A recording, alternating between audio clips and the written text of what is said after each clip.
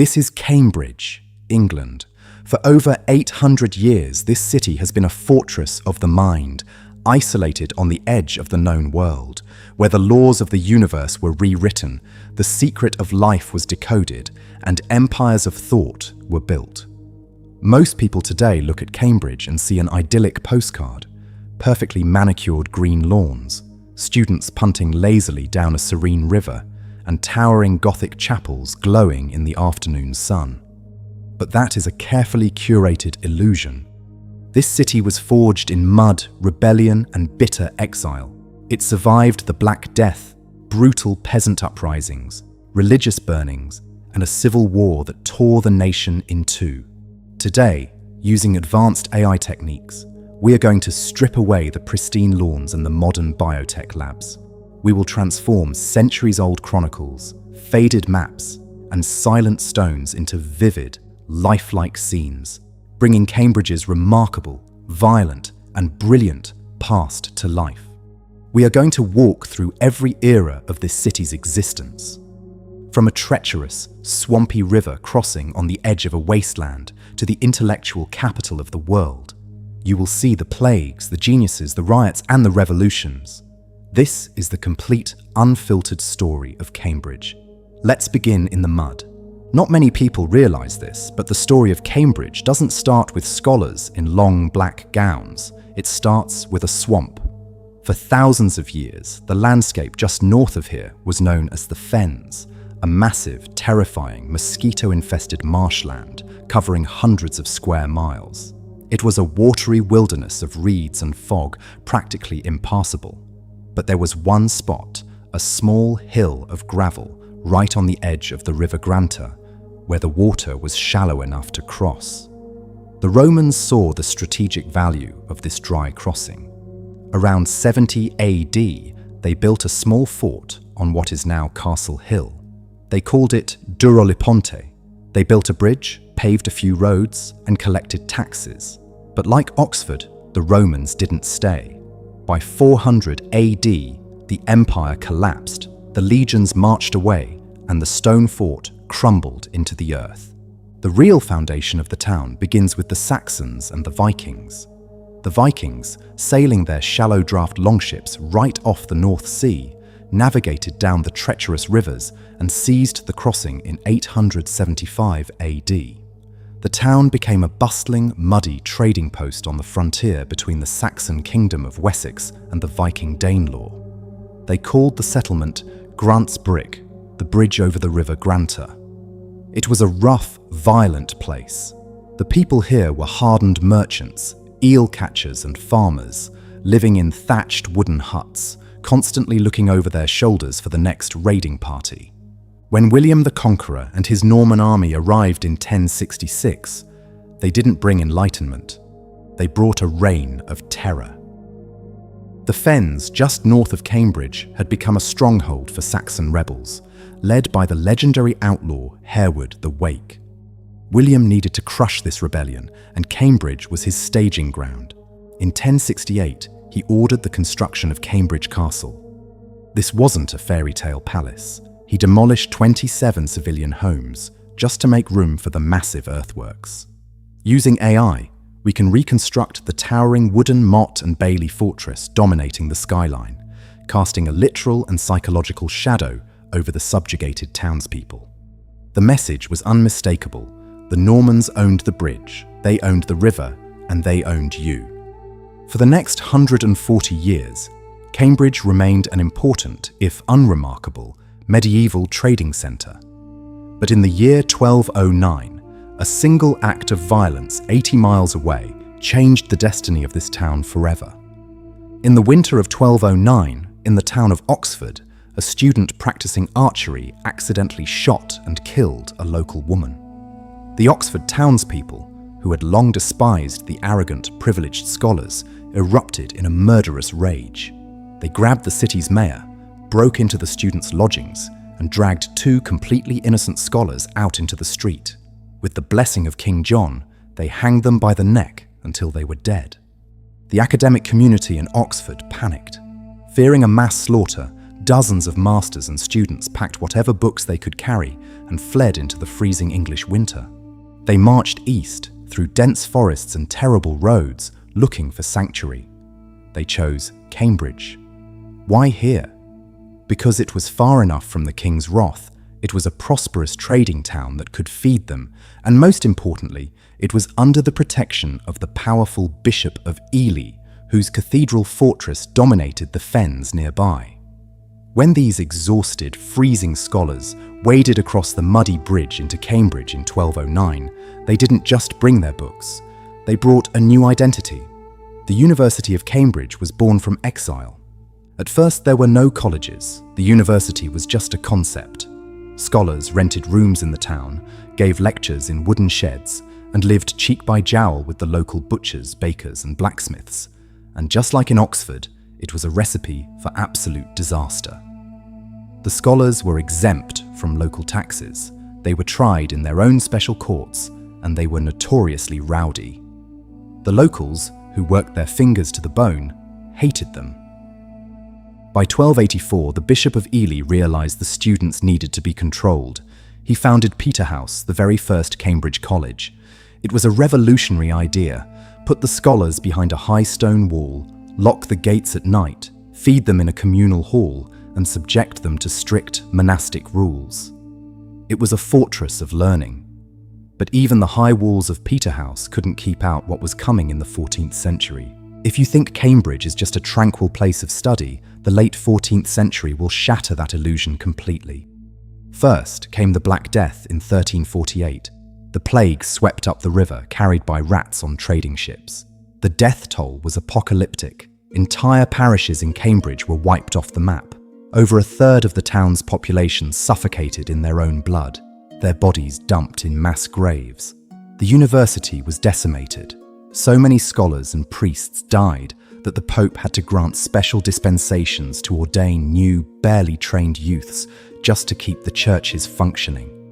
To replace the dead scholars, new colleges like Corpus Christi and Trinity Hall were hastily founded, their stones literally paid for by the sudden influx of inherited wealth from plague victims. But the trauma of the plague ignited a powder keg of social unrest. In June 1381, the Peasants' Revolt exploded across England, and in Cambridge, the rage was directed squarely at the university. The townspeople had finally had enough of the university's privileges, their monopolies on trade, and their absolute control over the town's life. On June 15th, the mayor of Cambridge himself led a violent, torch-wielding mob into the university. The AI reconstruction of this night is terrifying. Thousands of angry locals smash down the gates of Corpus Christi College. They drag the scholars out into the streets, beating them and stealing their silver. They break into the university's archives, hauling out chests full of royal charters, land deeds, and academic privileges. They drag these priceless parchments to the market square and set them on fire. A woman named Marjorie Starr famously tosses the ashes into the wind, screaming, "Away with the learning of clerks! Away with it!" For 3 days, the town rules the university, but the rebellion is violently crushed by the king's army. The leaders are hanged, and as punishment, the king strips the town of its rights and gives the university even more absolute, tyrannical power over the local markets and the people. The town and gown divide is now a permanent, bitter scar. As Cambridge enters the 15th and 16th centuries, it begins to physically transform from a muddy wooden town into a masterpiece of Gothic stone. And no building symbolizes this better than King's College Chapel. Founded in 1441 by the young King Henry VI, this wasn't just a chapel, it was a desperate statement of divine right by a king, losing his grip on the throne. Building this colossal structure took nearly 70 years. The Wars of the Roses ripped the country apart. Kings were murdered, and construction halted for decades, leaving a half-built stone skeleton looming over the town. When you use AI to peel back the roof and look at the ceiling of King's College Chapel, you are looking at the largest fan vault in the world. It was finished by Henry VIII in 1515, thousands of tons of stone, carved so delicately that it looks like petrified lace, suspended 80 feet in the air without a single pillar supporting it in the center. It is a masterpiece of late medieval engineering. But while Henry VIII was finishing this beautiful Catholic chapel, a group of Cambridge scholars down the street were plotting to tear the Catholic Church apart. In the 1520s, the English Reformation didn't start in a palace. It started in a pub in Cambridge. A group of brilliant, radical scholars began meeting secretly at the White Horse Tavern, just off King's Parade. They smuggled in illegal, banned texts by a rogue German monk named Martin Luther. The pub became known as Little Germany. The men drinking ale in this tavern included Thomas Cranmer, Hugh Latimer, and Nicholas Ridley. They would go on to become the architects of the Church of England, the men who gave Henry VIII the theological ammunition to break with Rome. But their brilliance cost them everything. When the Catholic Queen Mary I took the throne in 1553, she hunted them down. Ironically, though they were Cambridge men, they were taken to Oxford to be burned at the stake. Today, the White Horse Tavern is gone, replaced by modern shops, but the ideas forged in that smoky, ale-soaked room changed the religion of an entire empire forever. By the 17th century, the religious wars gave way to civil war, and once again, Cambridge was caught in the crossfire. But unlike Oxford, which became the heavily fortified capital of the royalist King Charles I, Cambridge was fiercely, aggressively parliamentarian. This was the heartland of Oliver Cromwell. Cromwell was a local Fenland farmer, a former Cambridge student, and the Member of Parliament for the town. When the English Civil War broke out in 1642, Cromwell moved ruthlessly to secure Cambridge. The university was generally loyal to the king, and the colleges had amassed vast, priceless collections of silver plate. They secretly packed the silver into wooden crates, intending to smuggle it to the king to fund his army. But Cromwell was faster. He laid an ambush, intercepted the shipments, and confiscated the treasure. He then turned the beautiful, ancient colleges into military barracks. He tore down the bridges over the River Cam to prevent a royalist attack. He used the stones of Cambridge Castle to build artillery forts. And then came the cultural vandalism. Parliamentarian Puritans believed that the beautiful stained glass, statues and altars in the college chapels were idolatry. A man named William Dowsing was given a commission to purify the churches. The AI brings to life the sound of hammers shattering priceless medieval glass, tearing down statues of saints and ripping up brass monuments. King's College Chapel only survived the smashing because Cromwell, who had attended the university, supposedly gave a secret order to protect it. Cambridge survived the Civil War, but it was battered, occupied, and exhausted. Then came the year 1665, and with it, a disaster that inadvertently birthed the modern scientific age. The Great Plague of London crept its way up into Cambridge. The university panicked and completely shut down. The students were sent away to escape the infection. One of those students was an intensely private, rather unpopular 22-year-old from Trinity College named Isaac Newton. Newton retreated to his family's farm in Woolsthorpe, and over the next 18 months, in total isolation, he practically invented modern physics. He developed calculus. He conducted experiments with glass prisms in his darkened bedroom, proving that white light is composed of a spectrum of colors. And, according to legend, he watched an apple fall from a tree, which sparked his theory of universal gravitation. When the plague ended, Newton returned to Cambridge and was eventually made the Lucasian Professor of Mathematics. He worked out of his rooms at Trinity College, building his own reflecting telescopes and writing the Principia Mathematica, perhaps the most important scientific book ever published. Newton completely rewired the DNA of Cambridge. Before him, the university was primarily a place to study theology and the classics. After him, Cambridge became the undisputed global capital of rigorous, grueling mathematics. If you attended Cambridge in the 18th or 19th centuries, your entire life culminated in one terrifying exam, the mathematical tripos. You sat in the freezing Senate House for days, answering impossibly difficult math questions. The AI visualizes hundreds of young men in heavy black gowns, shivering at wooden desks, their careers, their reputations, and their sanity hanging by a thread. The man who scored the highest was called the Senior Wrangler, achieving instant national fame. The man who scored the lowest, but still passed, received a humiliating prize, a massive, 5-foot-long wooden spoon, lowered from the balcony by his mocking classmates during graduation. The pressure was so intense that some students suffered nervous breakdowns, but it forged a culture of analytical brilliance that set the stage for the next century. The 19th century arrived, and with it, the roar of the Industrial Revolution. But the university dons of Cambridge were terrified of the modern world.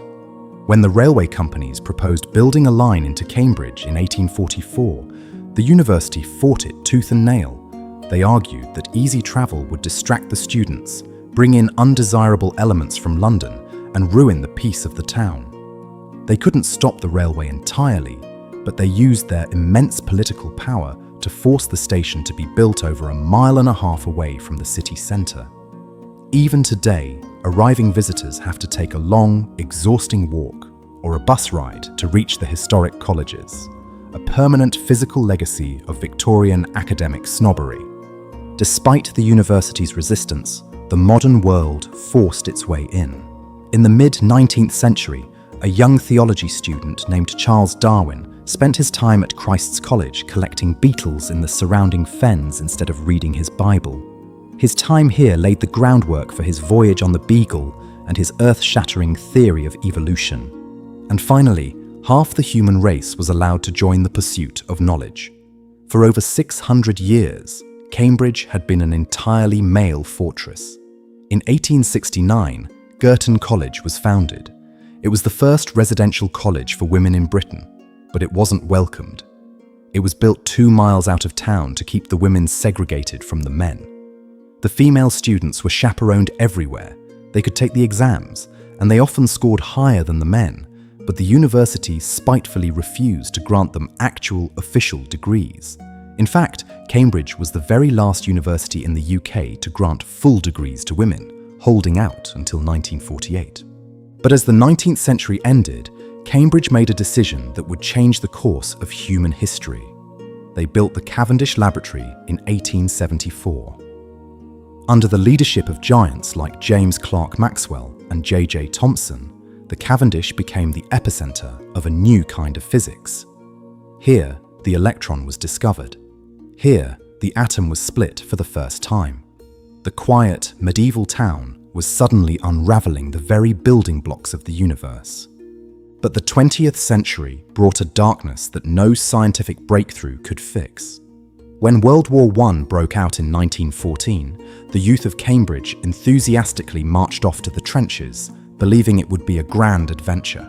The university emptied out. College greens were turned into training camps. Military hospitals took over the ancient halls. The young men of Cambridge, bred for leadership, were slaughtered in the mud of the Somme and Passchendaele. No one captured this tragedy better than Rupert Brooke, a dazzlingly handsome poet and Cambridge fellow who wrote idealized verses about the English countryside before dying of sepsis on a hospital ship. Over 2,000 members of the university died in the Great War. You can walk into any college chapel today and see the endless, heartbreaking lists of names carved into the stone walls. An entire generation of British intellect wiped out in 4 years. When World War II erupted in 1939, Cambridge's experience was vastly different. While Oxford prepared for bombing and London burned during the Blitz, Cambridge became an intellectual fortress. It was a primary destination for Jewish refugees and brilliant scientists fleeing Nazi Germany, vastly enriching the university's intellectual pool. The town was spared heavy bombing, largely because there was little heavy industry compared to places like Coventry. Instead, the war was fought in secret. Cambridge mathematicians were heavily recruited for Bletchley Park, just an hour down the road. It was the mathematical rigor instilled by the Cambridge Tripos that allowed codebreakers like Alan Turing, a King's College man, to crack the German Enigma machine, arguably shortening the war by years and saving millions of lives. The post-war era brought an explosion of discovery, but one moment stands above all the rest. It is the morning of February 28th, 1953. Two scientists, a young, brash American named James Watson and a brilliant British physicist named Francis Crick, are working in the Cavendish Laboratory. They have been struggling for months to understand how genetic information is passed down. Relying heavily on the crucial, often uncredited X-ray crystallography work of Rosalind Franklin at King's College London, Watson and Crick finally crack the puzzle. They build a metal model of a double helix. They are so overwhelmed by their discovery that they walk out of the laboratory, cross the street, and push their way into the Eagle, a crowded, smoke-filled pub that has served beer since the 16th century. Crick famously announces to the startled patrons drinking their pints that they have found the secret of life. It is one of the most surreal and monumental moments in human history, the blueprint of human DNA, the code that defines every living thing on Earth, announced over a pint of bitter in a medieval tavern. From the 1970s onward, Cambridge transformed again. It stopped being just a university town and became Silicon Fen. The university embraced entrepreneurship, leading to a massive boom in biotechnology, software, and electronics companies surrounding the city. It became the home of the brilliant cosmologist Stephen Hawking, who mapped black holes from his wheelchair at Gonville and Caius College, defying a motor neuron disease that was supposed to kill him in his 20s. Today, Cambridge is a city of stunning contrasts. It is home to roughly 145,000 people and 31 distinct, wealthy colleges. Walk down the street and you will see 800-year-old stone walls right next to labs developing cutting-edge artificial intelligence and cancer treatments. You will see thousands of students and locals navigating the narrow medieval streets on bicycles, the undisputed kings of Cambridge transport. But modern Cambridge is not without its struggles. It is one of the most unequal cities in the United Kingdom. The tech boom and the university's massive wealth have driven housing prices to astronomical levels, pushing local, working-class families out to the fringes. The traffic is paralyzing, and the ancient infrastructure groans under the weight of millions of tourists who come every year to snap photos of King's College Chapel. The tension between the town and the gown is no longer fought with swords and burning charters in the market square. It is fought in city council meetings over affordable housing, traffic zones, and the sheer footprint of the university's real estate. Yet, despite the crowds and the modern pressures, Cambridge retains an almost magical gravity. It is a city built on the relentless, uncompromising pursuit of truth. From the muddy, freezing exiles of 1209 to the splitting of the atom, this town has proved that you don't need a massive metropolis to change the world. You just need a quiet place on the edge of the fens, a few heavy books, and the freedom to think. From a treacherous river crossing defended by Norman swords to the undisputed intellectual capital of the globe, Cambridge's story is one of isolation, intense pressure, and unparalleled genius. It is messy, deeply unequal, and utterly brilliant. As this video has shown, Cambridge has fundamentally rewritten our understanding of the universe, and its stone halls will undoubtedly continue to forge the world's greatest minds for centuries to come. If you've enjoyed this deep dive journey through the complete history of Cambridge, please like this video, drop a comment on which historic city we should reconstruct next, and subscribe to the channel. And as always, we'll see you in the past. This video is brought to you by the Paladin Learn History app.